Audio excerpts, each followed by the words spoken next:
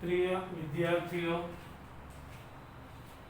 Question 9.7 ટેક્સ્ટબુકમાંથી MnBr4 2 ફક્ત ભ્રમણ ચુંબકીય ચાપમાત્રા એટલે કે ચુંબકીય ચાપમાત્રા 5.90 બોર મેગ્નેટોન છે.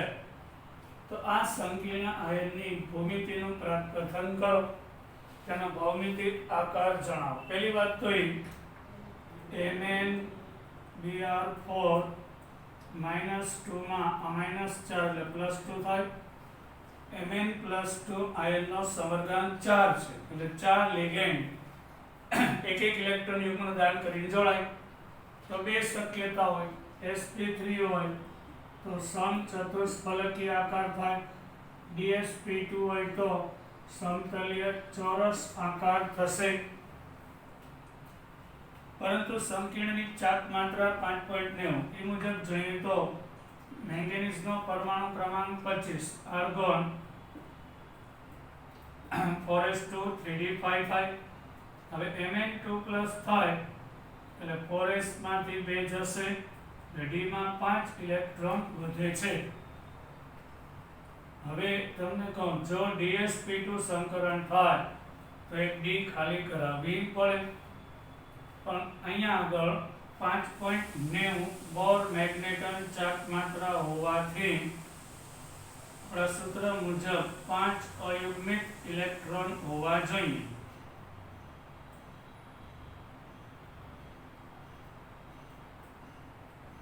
મતલબ ફેર ગોઠવણી નહીં થાય એટલે એક s કક્ષક અને 3 p કક્ષક સંકરણમાં ભાગ લેશે એટલે sp3 સંકરણ થશે, જે બ્રોમાઇડો પાસેથી એક ઇલેક્ટ્રોન યુગ્મ મેળવી અને 4 સવર્ગ સહસંયોજક બનથી જોડાય છે. એટલે એનો ભૌમિતિક આકાર સમચતુષ્ફલકીય થશે.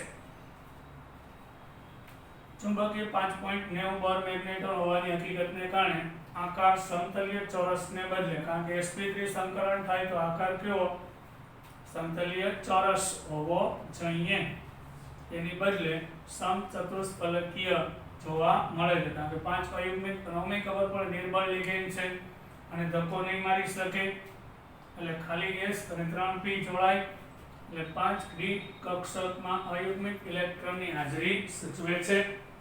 એટલે વધુમાં વધુ અયુગ્મિત હોવો જોઈએ. હવે આપણે પૈસા 2 માર્કનો ક્વેશ્ચન છોકરાઓ ડાયડા વિદ્યાર્થીઓ લેક્ચર રેગ્યુલર જોતા રહેજો. સંયોજકતા બંધન સિદ્ધાંતની મર્યાદા, વેલેન્સ બોન્ડ થિયરી એની લિમિટેશન્સ મર્યાદા છે. વેલેન્સ બોન્ડ સિદ્ધાંત મહદ અંશે સંયોજનની બનાવટ એટલે કયા સવર્ગ સંયોજનો, સંકીર્ણ સંયોજનની બનાવટ, તેની રચના, તેનું ચુંબકીય વર્તણૂક એટલે અનુચુંબકીય છે કે પ્રતિચુંબકીય તે સમજાવી શકે છે.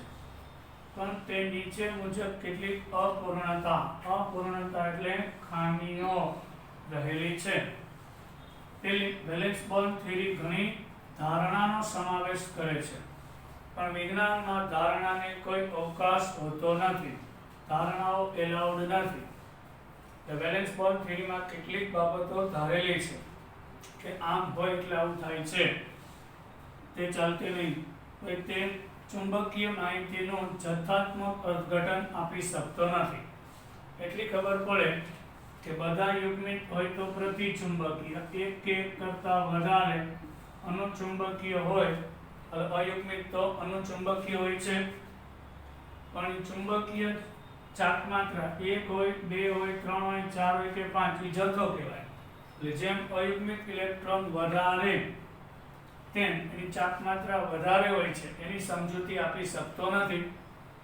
પછી સવર્ગ સંયોજનો દ્વારા પ્રદર્શિત રંગ, એટલે સવર્ગ સંયોજનો સંકીર્ણ સંયોજન રંગીન હોય છે, તેનો રંગ પણ સમજાવી શકાતો નથી. સવર્ગ સંયોજનની ઉષ્માગતિકીય થર્મોડાયનેમિક એટલે કે ગતિકીય સ્થાયિતા આપણને ખબર છે કે ધાતુ સાથે પ્રબળ લિગેન્ડ જોડાય તો એની સ્થાયીતા વધારે હોય, એના કરતાં બહુદંતીય લિગેન્ડ જોડાય તો એનાથી વધારે સ્થાયીતા હોય છે. આનો જવાબ આ સિદ્ધાંત આપી શકતો નથી. એટલે સ્થાયીતા જે જથ્થાત્મક એટલે કેટલી માત્રામાં, મૂલ્ય, જથ્થો એટલે મૂલ્ય, મૂલ્યાત્મક અર્થઘટન કરી શકતો નથી, કેટલા પ્રમાણમાં સ્થાયી હશે. પછી સંવર્ધન 4 હોય સંકીર્ણનું તો કાં સમચતુષ્ફલક હોય ને કાં સમતલીય ચોરસ બંધારણ હોય. એમાંથી ચોક્કસપણે તે કહી શકાતું નથી કે એક્ઝેક્ટ ચતુષ્ફલક છે કે સમતલીય ચોરસ છે.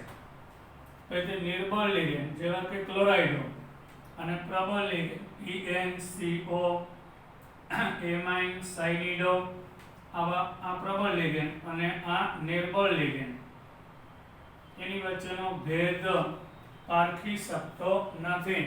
એટલે કયો પ્રબળ લિગેન્ડ છે અને કયો નિર્બળ તેની પણ સમજૂતી આ સિદ્ધાંત આપી શકતો નથી. હવે આપણે છોકરાઓ અતિશય મોસ્ટ એમ્પી ક્વેશ્ચન 4 માર્ક માટે પૂછ્યા. ક્રિસ્ટલ ફિલ્ડ થિયરી, ગુજરાતીમાં સ્ફટિક ક્ષેત્ર સિદ્ધાંત 4 માર્કનો આઈએમપી પ્રશ્ન છે. સ્ફટિક ક્ષેત્ર સિદ્ધાંત એ એકચ્યુઅલી સ્થિર વિદ્યુત નમૂનો છે, સ્ટેબલ સ્થિર વિદ્યુત નમૂનો. આની અંદર ધાતુ અને લિગેન્ડ વચ્ચે, આ ધનભારિત અને ઋણભારિત વચ્ચે સ્થિર વિદ્યુત એટલે શું? આનો પરમેનન્ટ ધનભાર, આનો પરમેનન્ટ ઋણભાર વચ્ચેનું આકર્ષણ દર્શાવે છે. લિગેન્ડ અને ધાતુ વચ્ચે સ્થિર વિદ્યુત નમૂનો છે. જે ધાતુ આયન અને લિગેન્ડ વચ્ચેની પારસ્પરિક સ્થિર વિદ્યુત ક્રિયાના ઉદ્ભવને લીધે ધાતુ લિગેન્ડ બંધને ગણતરીમાં લે છે. એટલે આપણો ધાતુ આયન ધનભારિત હોય, લિગેન્ડ ઋણભારિત હોય અને ધન ને ઋણ વચ્ચે જે આકર્ષણ પેદા થાય તેની સમજૂતી આપે છે. લિગેન્ડને ઋણ આયનના કિસ્સામાં બિંદુ ભાર, પોઈન્ટ ભાર તરીકે, એટલે લિગેન્ડ ઋણભારિત હોય તો એને બિંદુ ભાર કહેવાય. આનો ધન ભાર, આનો ઋણ ભાર, બિંદુ ભાર. પણ તટસ્થ અણુના કિસ્સામાં એની ધ્રુવીયતા ધ્યાનમાં લેવાય છે. એટલે આ કોબાલ્ટ તો ધનભારિત છે. એમોનિયામાં નાઇટ્રોજન અંશતઃ ઋણ અને હાઇડ્રોજન અંશતઃ ધનભારિત હોય છે.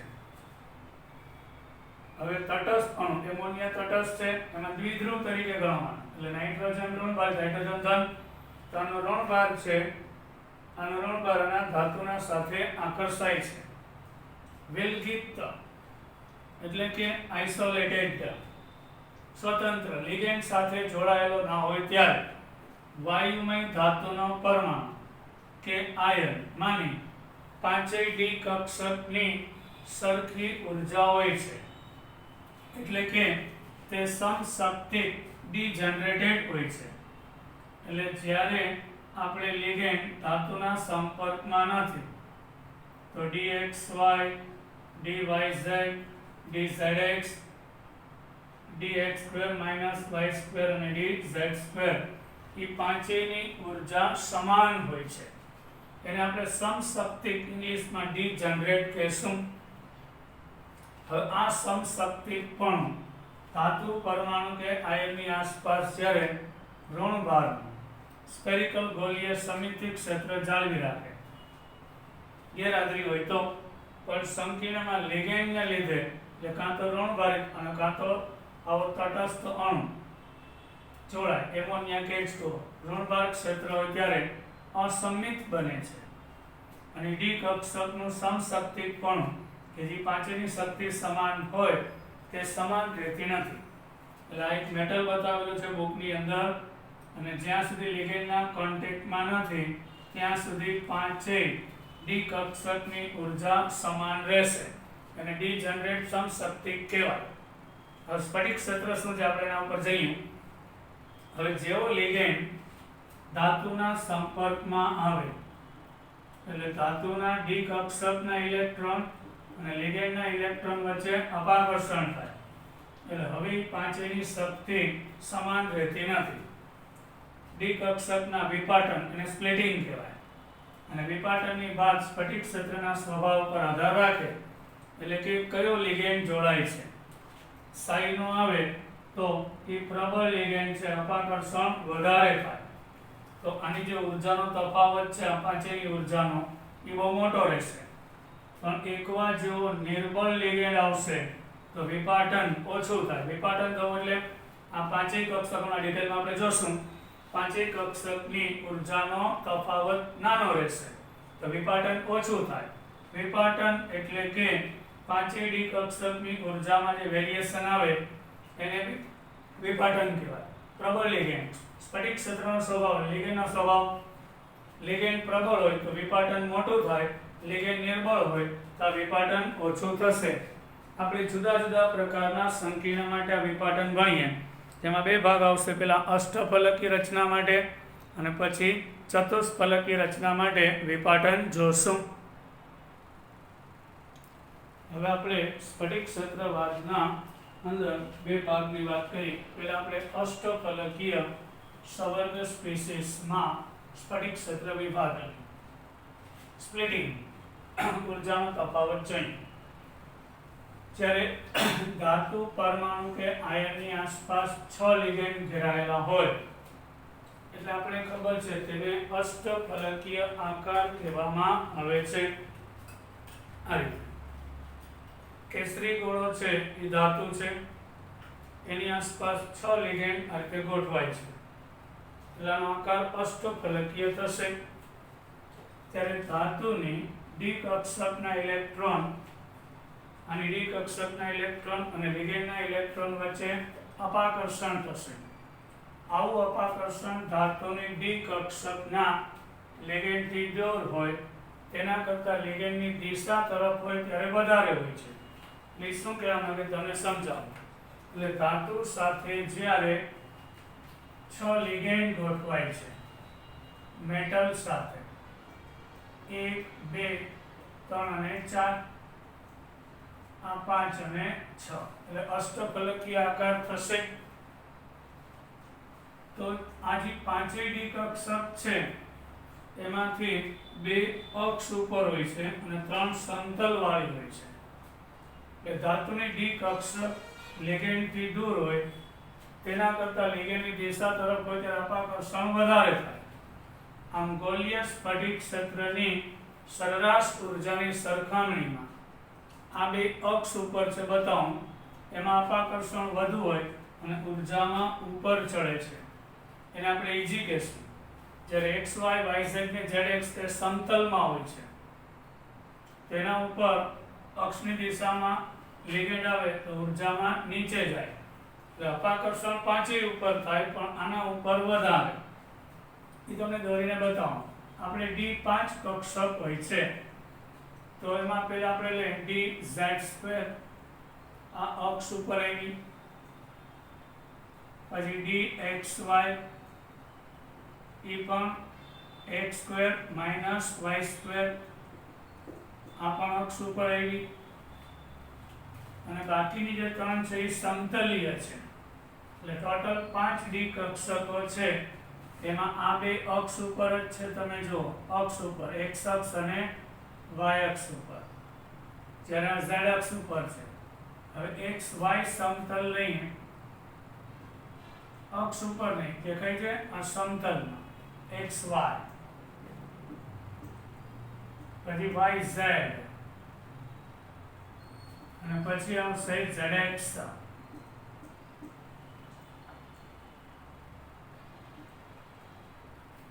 આ dxy છે, આ dyz છે અને dzx છે. તો લિગેન્ડ ક્યાં આવ્યા? અક્ષ ઉપર. આ 6 લિગેન્ડ અક્ષ ઉપર છે. x x dash, x x dash, પછી y y ડેશ અને z z ડેશ છે. તો જે ડી કક્ષકો અક્ષ ઉપર છે એના ઉપર અપાકર્ષણ વધારે થાય અને ઈ બેને આપણે હવે EG કહેશું અને આ ત્રણેયને T2G કહેશું. જે સમતલીય છે એ T2G અક્ષ ઉપર છે એ EG, તો અપાકર્ષણ પાંચેય ઉપર થાય, પણ જે ડી કક્ષકો અક્ષ ઉપર છે અને લિગેન્ડ અક્ષ ઉપર આવ્યો, ઓલી સમતલમાં છે, તો આનું લિગેન્ડનું અપાકર્ષણ ઓછું થાય, આ ત્રણેય ઉપર, એટલે એની ઉર્જા વધે ખરી પણ આના જેટલી નહીં. આ બે EG એટલે કઈ dx² - y² અને dz², આ છે dxy dyz અને gzx, એને T2g એટલે સમતલીય છે તે T2g, અક્ષ ઉપર છે તે EG, એના ઉપર લિગેન્ડનું અપાકર્ષણ વધારે થાય સમતલીય હોય એના કરતા. ઉર્જા અપાકર્ષણને કારણે ઉર્જા પાંચેયની વધે, અને અષ્ટફલકીય સંકીર્ણમાં લિગેન્ડ ઇલેક્ટ્રોન અને ધાતુ ઇલેક્ટ્રોન લીધે ડી કક્ષકનું સમશક્તિપણું દૂર થાય, જેના પરિણામે ત્રણ નીચી ઉર્જાના T2g માં ગોઠવાય અને બે ઊંચી ઉર્જાના EG માં ગોઠવાશે. એટલે આવા 6 લિગેન્ડ જે અક્ષ ઉપર આવ્યા, એટલે આજે પાંચેય પહેલા સમશક્તિક હતી, એની ઉર્જામાં વધારો થયો. O એટલે ઓક્ટાગોનલ, એટલે પાંચેયની એવરેજ, પણ પાંચેયની ઉર્જા એક સરખી વધતી નથી, વધે છે પાંચેય ઉપર અપાકર્ષણ થાય, આના ઉપર વધારે કારણ કે અક્ષ ઉપર આવે છે. આ સમતલીય અપાકર્ષણમાં ઉર્જા પાંચેયની વધે, તેની એવરેજ ઉર્જા બેરી સેન્ટર કે કેન્દ્રક કહેવાય એવરેજ, અને એવરેજ કરતા એટલે પાંચેયની ઉર્જાનો વધારો થયો અને પાંચેય આ બેનો વધારે થયો, આ ત્રણનો ઓછો, એ પાંચેયનો એવરેજ, એના કરતા આમાં 3/5 ગણો એટલે 0.6, એવરેજ કરતા 0.6 ગણો વધારે, અને અહીંયા એવરેજ કરતા 0.4 જેટલો ઓછો. અહીં પ્લસ અને માઇનસ, એટલે આ એવરેજ છે. પાંચેય ઉપર અપાકર્ષણ થાય, સમજાય ને છોકરાઓ? એમાં આની ઉપર અપાકર્ષણ વધારે, આની ઉપર ઓછું, એટલે પાંચેયની ઉર્જાનું એવરેજ ડેલ્ટા O છે, એના કરતા આ બેની ઉર્જા 0.6 જેટલી વધારે એવરેજ કરતા, એટલે 3/5, અને આની એવરેજ કરતા 0.4 જેટલી ઓછી, વૈધી પાંચેયની, એને જ ક્ષેત્રીય વિપાટન કહેવાય. તો આવા સમશક્તિક સ્તરોનું લિગેન્ડની ચોક્કસ ભૂમિતિમાંની હાજરીને કારણે થતા વિપાટન અને ક્ષેત્રીય વિપાટન કહેવાય. આ વિપાટન એટલે સ્પ્લિટિંગ, એટલે જે સમશક્તિક હતી હવે પાંચેયની શક્તિ સમાન રહેતી નથી, એનું વિપાટન થઈ જાય છે 3 અને 2 માં, એટલે આ વધુ ઉર્જાવાળી અને ઓછી ઉર્જાવાળીમાં ફેરવાય છે, એને વિપાટન કહેવાય, એને સ્ફટિક ક્ષેત્ર વિપાટન કહેવાય. અને ઉર્જાના અલગીકરણને ડેલ્ટા O, અહીંયા O એટલે ઓક્ટાગોનલ, અષ્ટફલકીય માટે આ રચના છે, ચતુષ્ફલક માટે અલગ રચના હોય, એમને આપણે જોશું. તો પહેલા સમજાઈ ગયું, જ્યાં સુધી લિગેન્ડ નહોતો ત્યાં સુધી પાંચેયની ઉર્જા સમાન હતી, જેવા લિગેન્ડ આવ્યા એટલે પાંચેયની ઉર્જા વધી, અહીંયા વધુ અપાકર્ષણ થાય, અહીંયા આ ત્રણ ઉપર ઓછું. જે સમતલીય છે ત્રણ T2g, અક્ષ ઉપર જે હોય છે તે EG, તો એવરેજ કરતા 0.6 જેટલો વધારો અને એવરેજ કરતા 2/5 જેટલો 0.4 જેટલો ઘટાડો થાય, એટલે ઓમ તો વધે જ, પણ એવરેજ કરતા આ બેની આટલી વધારે, એવરેજ કરતા આ બેની આટલી ત્રણની ઓછી હોય છે. એને અષ્ટફલકીય ક્ષેત્રીય વિપાટન ક્રિસ્ટલ ફિલ્ડ કહેવામાં આવે છે.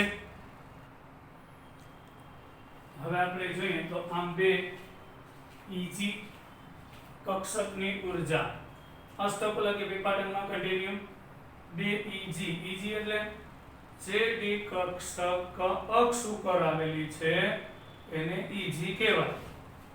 આ બે EG કક્ષકની ઉર્જા એવરેજ વિપાટન ઉર્જા કરતા 3/5 જેટલી વધારે, અને T2g એટલે જે સમતલમાં આવેલી છે x y y z zx, એની ઉર્જા 2/5 જેટલી ઘટશે. એટલે વિપાટન કરતા, વિપાટન તો થઈ ગયું, પાંચેયની એવરેજ છે એના કરતા આની 2/5 ઓછી આપણે જોઈ ગયા. સ્ફટિક ક્ષેત્ર વિપાટન ડેલ્ટા O લિગેન્ડ અને ધાતુ આયન પરના વીજભાર પર આધાર રાખે, એટલે ધાતુનો વીજભાર જેટલો મોટો એટલે લિગેન્ડને આકર્ષણ વધારે હોય, એટલે આ વિપાટન મોટું થાય. આ વિપાટન છે, આને આ વિપાટન, આ ઓછી ઉર્જા વધુ ઉર્જા એ વિપાટન, જેમાં કેટલાક લિગેન્ડ પ્રબળ ક્ષેત્ર ઉત્પન્ન કરે, એટલે પ્રબળ લિગેન્ડ આપણે જોઈ ગયા હતા તે સાયનો, કાર્બોનિલ વગેરે વિપાટન ઉત્પન્ન કરવા શક્તિવાન હોય છે, જેમાં વધારે મોટું વિપાટન થશે અને બીજો કે જે નિર્બળ ક્ષેત્ર ઉત્પન્ન કરે ક્લોરાઇડો એક્વા, તો એને અપાકર્ષણ ઓછું હોય તો આ વિપાટન અહીંયા વિપાટન ઓછું થશે અને પરિણામે ડી કક્ષકમાં નાનું વિપાટન થાય. સામાન્ય ક્ષેત્ર પ્રબળતાના વધારે પ્રમાણે લિગેન્ડને ક્રમવાર શ્રેણીમાં દર્શાવવામાં આવેલું છે કે કયો સાપેક્ષમાં વધુ પ્રબળ છે. આ વિપાટન થયા પછી આ બેની ઉર્જા અષ્ટફલકમાં તો 3 એટલે ડેલ્ટા ઓ નું મૂલ્ય જુદા જુદા લિગેન્ડ માટે જુદું જુદું હોય, તો આ T2Eg છે એ ડેલ્ટા ઓ કરતા 3/5 જેટલું વધારે, આ ફિક્સ છે. આ મૂલ્ય ફરશે કયું ડેલ્ટા ઓ નું વિપાટન. પ્રબળ લિગેન્ડ હશે તો ડેલ્ટા ઓ મોટો, તો ડેલ્ટા ઓ ના 3/5 જેટલો વધારે અને એટલે 2/5 જેટલો આની ઉર્જા ઓછી.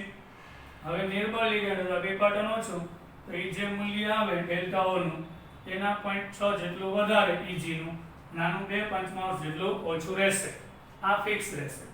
પણ આ જે છે ફિક્સ એટલે આ બદલાશે, એટલે આ બદલાય એના 3/5 જેટલું વધારે અહીંયા બદલાશે. તો એ કયા લિગેન્ડ છે? Iodido, bromido, thiocyanido S, chlorido, sulphido, fluorido, hydroxo, oxalato, aqua, thiocyanato N, ethylene diamine tetraacetato, amine, ethylene diamine, cyano અને કાર્બોનિલ. એટલે સૌથી પ્રબળ કાર્બોનિલ થયો, વિપાટન સૌથી મોટું કરશે અને આમ જતા જાઓ તો વિપાટન ઓછું થતું જશે. આવી શ્રેણી વર્ણપટ્ટીય રાસાયણિક શ્રેણી અને ઇલેક્ટ્રોકેમિકલ સિરીઝ.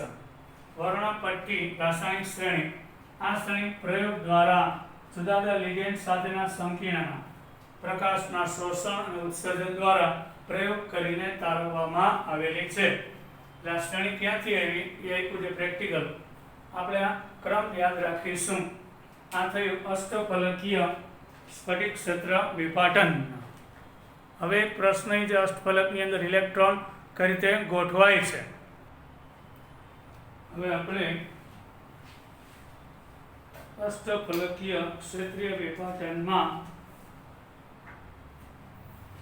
સવર્ગ સ્પીસીસમાં ધાતુ આયનની ડી કક્ષકમાં ઇલેક્ટ્રોન સૂચવવા એટલે ભરવા પ્રયત્ન કરીએ. એકાકી એટલે કે એક ઇલેક્ટ્રોન, તો આપણે અવભાવના નિયમ મુજબ જ્યારે એક જ ઇલેક્ટ્રોન હોય તો દેખીતી વાત છે સૌથી ઓછી ઉર્જાવાળી કક્ષકમાં ભરાય.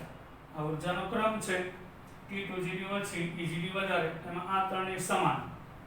આ બેની આનાથી વધારે તો ઓછી ઉર્જાવાળી T2G માં ભરાશે. એક જ ઇલેક્ટ્રોન હોય તો નીચી ઉર્જાવાળી T2G માં ગોઠવાય છે, એટલે D2 હોય કે D3 હોય. તો આ સવર્ગ સ્પીસીસમાં ડી ઇલેક્ટ્રોન હુન્ડના નિયમ પ્રમાણે એકાકી એટલે એક ત્રણેયમાં એક એમ હુન્ડનો નિયમ છે. આ ત્રણેય સમાન છે, આની વધારે છે તો આ ત્રણેય સમશક્તિક છે તે T2G, તો ત્રણેયમાં એક ભરાય હુન્ડના નિયમ મુજબ અને ત્રણેયના સ્પિન સમાંતર રહેશે. હવે વાત આવે D4 આયન માટે. ચલો 3 ઇલેક્ટ્રોન છે, 1 2 અને 3 આવ્યા, એટલે D1 હોય, D2 હોય કે D3, તો અહીંયા T2G માં ભરાશે. અષ્ટફલકની વાત કરું, D1 D2 અને D3 હોય તો ત્રણેય T2G માં એક ગોઠવાય. હવે આવશે પ્રશ્ન ચોથા ઇલેક્ટ્રોન માટે. તો D4 આયન માટે ઇલેક્ટ્રોનની વહેંચણીના બે વિપાટન, બે શક્યતા રહેશે. ચોથો ઇલેક્ટ્રોન T2G સ્તરમાં ગોઠવાય અને હાજર હયાત ઇલેક્ટ્રોન સાથે યુગ્મિત કરશે. ધારો કે D4 છે તો એ ચોથો ઇલેક્ટ્રોન અહીંયા ગોઠવાય છે, તો હાજર ઇલેક્ટ્રોન જે છે 3 ભરાઈ ગયા હતા હાજર તો છે, એમાં યુગ્મન થશે. હવે ઉર્જાના યુગ્મન માટેની કિંમત ચૂકવ્યા વગર, કારણ કે યુગ્મન થાય અપાકર્ષણ થાય. ધારો કે અપાકર્ષણનો સામનો નથી કરવો તો એ ચોથો ઇલેક્ટ્રોન વધુ ઉર્જાવાળી Eg માં જશે, Eg માં ગોઠવાશે. આમાંની કઈ શક્યતા પરિણામે તે સ્ફટિક ક્ષેત્ર વિપાટન, સ્ફટિક ક્ષેત્ર વિપાટન ઉર્જા એની સાપેક્ષ માત્રા અને યુગ્મન ઉર્જા. યુગ્મન એટલે જ્યારે એક ઇલેક્ટ્રોન હોય અને બીજો આવે એટલે અપાકર્ષણ થાય ત્યારે એની ઉર્જામાં પાછો વધારો થાય, એને આપણે પેરિંગ ઉર્જા, યુગ્મન ઉર્જા કહેશું. એ બેના સાપેક્ષ મૂલ્ય ઉપર આધાર રાખે. એટલે આ વિપાટન ઉર્જા એટલે ડેલ્ટા ઓ અને પેરિંગ યુગ્મન ઉર્જા બેની સાપેક્ષ ઉપર આધાર રાખે છે. તો આપણે પહેલી શક્યતા લઈ, ધારો કે વિપાટન ઉર્જા કરતા પેરિંગ ઉર્જા વધારે છે. કઈ ઉર્જા? પેરિંગ. એટલે આ જે વિપાટનની ઉર્જા છે એના કરતા યુગ્મન વખતે અપાકર્ષણ વધી જાય છે. એટલે આ જે ક્ષેત્રીય વિપાટન ઉર્જા છે લિગેન્ડને કારણે એના કરતા ઇલેક્ટ્રોન ચોથો દાખલ થાય, યુગ્મિત થાય ત્યારે અપાકર્ષણની ઉર્જા વધી જાય છે. તો ચોથો ઇલેક્ટ્રોન ઈજી કક્ષકમાં ગોઠવાય, ત્યાં ના જ જાય ને, કારણ કે આ ઉર્જા કરતા આ ઉર્જા પેરિંગ વધી જાય તો ઇલેક્ટ્રોન અહીંયા જ જશે.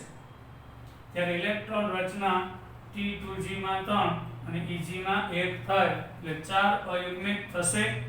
T2G માં 3 અને Eg માં 1, T2G માં 3 અને Eg માં 1 થશે. એટલે ડેલ્ટા ઓ ક્ષેત્રીય વિપાટન થાય એના કરતા યુગ્મીકરણની ઉર્જા આ વિપાટન કરતા વધી જાય તો ચોથો ઇલેક્ટ્રોન ત્યાં થાય જ નહીં દાખલ, નકર તો સંકીર્ણ અસ્થાયી થઈ જાય. એટલે યુગ્મીકરણ, પાછી એકવાર કહું, આ ક્ષેત્રીય વિપાટન થયો એના કરતા ચોથો ઇલેક્ટ્રોન આવીને યુગ્મીન થાય ત્યારે યુગ્મન થાય ત્યારે ઉર્જા આના કરતા વધી જતી હોય તો સંયોજન અસ્થાયી બની જાય. ચોથો ઇલેક્ટ્રોન 2Tg માં જવાની બદલે Eg માં દાખલ થઈ જાય. આ માટે નિર્બળ ક્ષેત્ર લિગેન્ડ. તો આવું ક્યારે થશે? દેખીતી વાત છે, આ વિપાટનનું મૂલ્ય ઓછું છે એનો મતલબ તેમાં નિર્બળ લિગેન્ડ જોડાયેલો હોવો જોઈએ. તો આપણને ખબર જ છે નિર્બળ લિગેન્ડ હોય એટલે વધુમાં વધુ ઇલેક્ટ્રોન અયુગ્મિત રહેવાનું વલણ ધરાવશે. એટલે નિર્બળ લિગેન્ડ હોય ત્યારે ઇલેક્ટ્રોન વધુમાં વધુ અયુગ્મિત રહેવાનું વલણ ધરાવે છે અને ઉચ્ચ ભ્રમણ સંકીર્ણ બનાવે. એટલે કે વધુમાં વધુ ઇલેક્ટ્રોન અયુગ્મિત હોય એને ઉચ્ચ ભ્રમણ સંકીર્ણ કહેવામાં આવે છે. તે ઉચ્ચ ભ્રમણ સંકીર્ણ બનાવવાનું વલણ ધરાવે છે. પાછું એકવાર સમજાઈ ગયું છોકરાઓ? ક્ષેત્રીય વિપાટન ઉર્જા ઓછી હોય જ્યારે નિર્બળ લિગેન્ડ હશે ત્યારે નિર્બળ ક્ષેત્ર લિગેન્ડ આવે આ વિપાટન ઓછું થશે. એના કારણે યુગ્મીકરણ થતી વખતે ઉર્જા ખૂબ વધી જશે. ઇલેક્ટ્રોન ચોથો T2G માં નહીં જાય, Eg માં જાય. એટલે T2G માં 3, Eg માં 1 થાય. આ પ્રકારનું. અને ત્યારે વધુમાં વધુ અયુગ્મિત રહેશે એને ઉચ્ચ ભ્રમણ સંકીર્ણ બનાવવાનું વલણ કહેવાય. બીજી શક્યતા, જો ક્ષેત્રીય વિપાટન ઉર્જા નાની હોય, લેસ ધેન યુગ્મીકરણ ઉર્જા. એક ક્ષેત્રીય વિપાટન ઉર્જા કરતા યુગ્મીકરણ ઉર્જા વધારે. અહીંયા વિપાટન ઉર્જા વધારે, યુગ્મીકરણ ઉર્જા કરતા વધારે હોય તો શક્તિની રીતે ચોથો ઇલેક્ટ્રોન T2G માં જ ગોઠવાય. કારણ કે આ ક્ષેત્રીય વિપાટન ઉર્જા વધારે છે એટલે કે પ્રબળ લિગેન્ડ ગોઠવાયેલો હશે તો ચોથો ઇલેક્ટ્રોન T2G માં નહીં જાય અને અહીંયા યુગ્મિત થશે તો ઇલેક્ટ્રોન રચના T2G4 અને Eg 0 થશે. T2G માં 4 અને Eg માં 0 થઈ જશે. તો T2G માં 4 અને Eg ખાલી રહેશે તો બે જ અયુગ્મિત રહેશે. તો આ ક્ષેત્રીય વિપાટન મોટું ક્યારે થઈ જાય? પ્રબળ લિગેન્ડ હોય ત્યારે. દેખીતી વાત છે, પ્રબળ લિગેન્ડ એટલે પ્રબળ લિગેન્ડ ક્ષેત્રને કારણે એવું થાય કે નિમ્ન ભ્રમણ સંકીર્ણ રચે છે. નિમ્ન ભ્રમણ એટલે ઓછામાં કેમ 4 અયુગ્મિત હતા, અહીં 2 જ અયુગ્મિત રહેશે. આ બે તો યુગ્મિત થઈ ગયા પણ આની યુગ્મીકરણ ઉર્જા અને વિપાટનથી ઓછી રહેશે એટલે ચોથો ઇલેક્ટ્રોન ત્યાં વયો જશે. આ ઉર્જા કરતા ઉર્જા ઓછી છે એટલે સંકીર્ણની અસ્થાયીતાનો પ્રશ્ન ઉદ્ભવશે નહીં. અને પ્રબળ લિગેન્ડ હોય ત્યારે દેખીતી વાત છે ને, આપણે પ્રબળ લિગેન્ડ એટલે ખબર ને ઇલેક્ટ્રોનની ફેરગોઠવણી કરે, ધક્કો મારી શકે છે એટલે ઓછામાં ઓછા અયુગ્મિત ઇલેક્ટ્રોન રહેશે જેના કારણે આવું જોવા મળે છે. ઓછામાં ઓછા ઇલેક્ટ્રોન અયુગ્મિત રહેશે જેના કારણે T2G માં 4 થયા નીચે ખાલી થઈ એટલે અયુગ્મિક બેને પ્રબળ લિગેન્ડ ધક્કો મારે કે આપણે સીધી ગયા, જેના કારણે આવું થાય છે. અને નિમ્ન ભ્રમણ સંકીર્ણ રચે એટલે ઓછા અયુગ્મિક ઇલેક્ટ્રોન હોય છે. હવે એક નોંધ છે, D4 અને D7 રચનામાં એટલે જ્યારે ધાતુની D કક્ષકમાં D4 થી D7 સુધીના ઇલેક્ટ્રોન આવેલા હોય અને તેમાં પ્રબળ લિગેન્ડ ગોઠવાય, એટલે ધાતુમાં D4 થી D7 ઇલેક્ટ્રોન હોય અને એમાં પ્રબળ લિગેન્ડ ગોઠવાય, તેની સ્થાયીતા નિર્બળ લિગેન્ડ વાળા સંકીર્ણ કરતા વધારે હોય છે, એવું પ્રેક્ટિકલી પુરવાર થયું છે. આપણે અષ્ટફલકીય વિપાટન પૂરું થયું. કાલે આપણે સમચતુષ્ફલક વિપાટન શીખીશું. ત્યાં સુધી જય હિન્દ. છોકરાઓ ધ્યાન રાખજો.